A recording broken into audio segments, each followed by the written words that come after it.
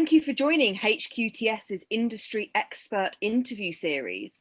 It's amazing to have you here today. So firstly, can you please introduce yourself and your role at International Grain Council? Good day to everyone and thank you for the invitation. So I am the Executive Director of the International Grains Council. International Grains Council is an intergovernmental organization bringing together 56 countries with the aim to increase transparency on the grains market and also to facilitate the freest trade possible of grains. And when we talk about grains, it is about cereals, oilseed and rice. And very soon in November, we would start also to monitor pulses. Thank you so much. With all your experience, we believe audiences will get such insights from today's interview. We will be discussing the transformation of the ASEAN agricultural commodity market in 2021. So let's get started with question one. What are currently the biggest exported and imported food commodities in Asia? With a tremendous trend, because if you look on 2012, 2013, Asia region imported 70 million tons of soybean, and last year it was about 121 million tons. So definitively soybean is a very dynamic market, and Asia is really at the heart, I would say, of this market, this global market. And then you have wheat. Wheat around 50 million tons of wheat imported in the Asia region, with the two main countries, I would say, China, but also Philippines and Indonesia. That I would say the three main countries which are importing wheat, and mainly milling wheat. So it's really wheat for food purposes and not for feed, very few for feed or industrial use. And then there is some rice which are trading among the Asian countries, and it can be considered as importing rice, and it was about 10 million tons. So that's also a commodity which is traded a lot between Asian region. And in terms of export, I would say I would focus mainly on rice, and it is dedicated to Africa. So there is a relevant trade of rice from Asia region to African countries. Thank you very much for your response. This is very interesting and very good to know. It seems that Asia is going to be a big market player. Regarding this, do you think that Asia will become a net importer of food commodities in the future? And what are the potential of countries such as India, Indonesia, and Vietnam? The concept of net importer is always a complex one, because if you take only on grains, I would say Asia region is a net importer of grains. But if you start to take into consideration aquaculture products, for example, it's starting to be a different story. It's in the reverse. Indeed, Asia is exporting a lot of aquacultural products. So this is why it's always difficult to look at the concept of net importer or net exporter. But I would say India is a country where we can specify that the production is rainfall production. So it's really based on the monsoon water quantity, and then we can have a good or bad harvest in that country. So climate change will be a very relevant factor to follow in the future, and because we still believe that India's purpose is to produce mainly rice. Today we have seen also a tremendous development of wheat and soybean, but again the question of climate change may have an impact in the future. Indonesia and Vietnam are very two dynamic countries, where the food processing sector is developing a lot. So there is a value chain development in the two countries. Indonesia mainly for a milling wheat industry and wheat-based products, when for Vietnam it's more about livestock sector, which is developing a lot there. So definitively that's a country which are growing in terms of population, so grains need, but also processing grains for other markets. And I think that's something we always have to look in mind in terms of net exporter or net importer, is if you process your product and then sell this product in another country. So it's not like a black and white situation, if I may use this image. Thank you for sharing about those areas. This is very helpful for the agribusiness. Right, next question. It's about climate change. So, in your opinion, what is the impact of climate change to the agricultural commodities supply chain sustainability? First of all, in terms of balance sheet, if we look at globally, so worldwide, we haven't seen an impact of climate change yet, meaning we have seen the production still going up. We have increased by 500 million tons of grains in the global balance sheet in the last decade. And added, I would say, only 44 million hectares in production. So in that way, we see that the increase of production is mainly linked to increase of productivity on fields. That I think it's important. But if we look globally speaking, then when we start to look by some regions, as I mentioned before, it may have some impact on climate change. And in what we see now more and more is companies moving toward a different approach of climate change or sustainability, I would say. The one about green gas house emission, and we have seen some certifications. In Argentina, for example, is developing some standards to calculate the green gas house emission of the wheat production. And then you have some companies which are addressing sustainability in terms of water management.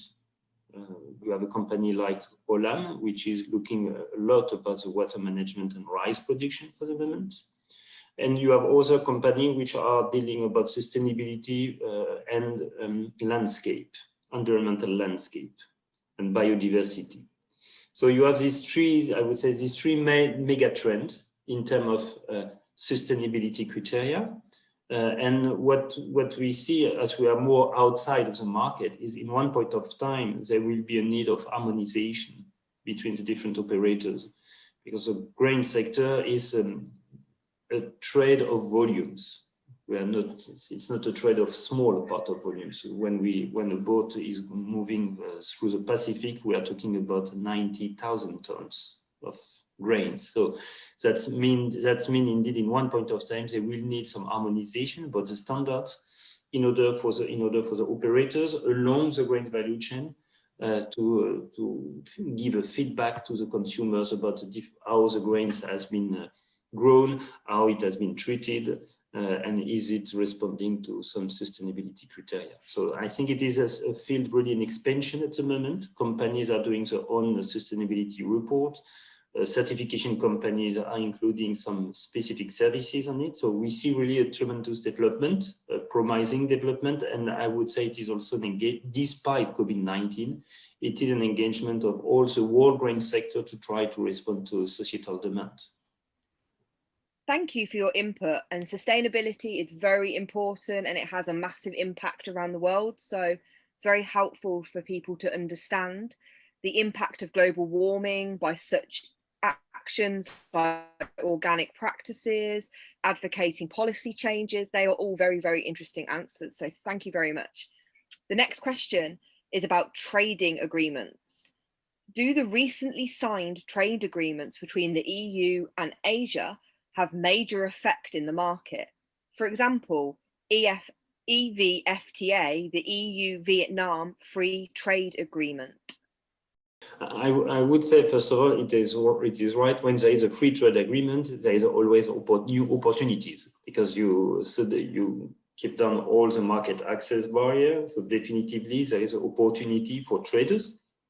But I would like to remind, first of all, is the EU is not necessarily the main supplier of grains to Vietnam, for example, or even to Asia. If, as I mentioned, Asia is mainly looking on food, milling wheat, sorry.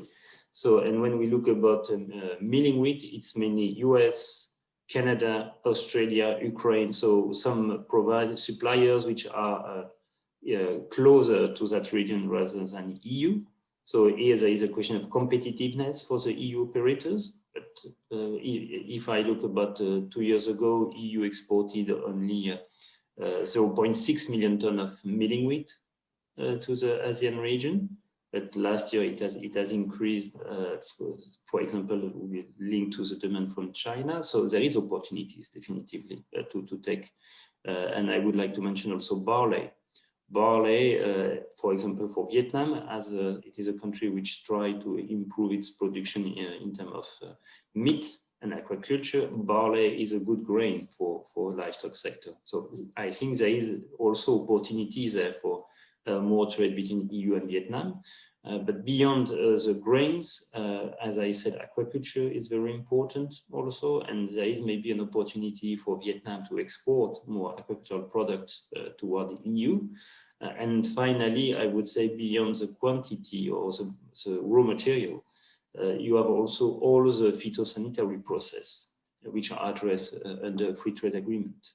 And you know that it's a relative part or significant part of barrier to trade are all the phytosanitary certificates, all rules to import. And I think having a free trade agreement, is it between EU, Vietnam, or between two other countries, it helps to facilitate trade between different origins. And I think it's very important. It's very important for EU and Asia to understand the effects that this will have globally across the market. So it's very interesting for importers and exporters of agricultural products to understand this.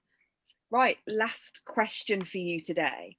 What are the advices for the agricultural commodities traders to adapt with the changes of the market in terms of market demand, supply chain sustainability, and product quality? First of all, I would like to remind that we will be for the next 5 years in a tight situation on stocks for some of the grains market. So meaning when you have a low stocks, it means you are facing potential volatility on your market. And therefore, all tools to protect against volatility will be relevant. The second point, as I mentioned about sustainability, is looking about harmonized system in order to provide this flexibility of originations. Because it's important to have a certificate, but then if you have some issue about production, you need to find a new origins. And if you start to segment your market by different type of certificates, you increase the volatility in your markets. So this is why that will be very important to work on this point.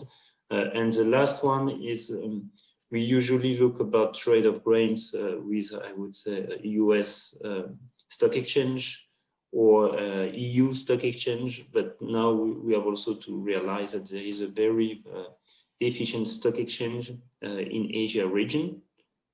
I mentioned Singapore, but there is also in China the stock exchange which are working properly.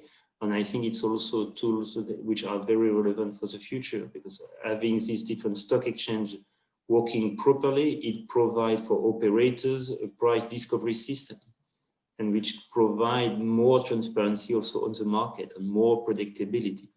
So you see, I think here there is these 3 points I would like to bring, because volatility might remain the main topics for the next 5 years in the grain sector. I would add that market transparency is important, and what will be very important to monitor by the end of this year is also trade negotiations, because we have seen some resurgence of protectionism in some countries about grains trade, for example. And I think what will be very important is also to be aware about the trade policy developments. There will be a ministerial conference negotiation by the end of the year at WTO.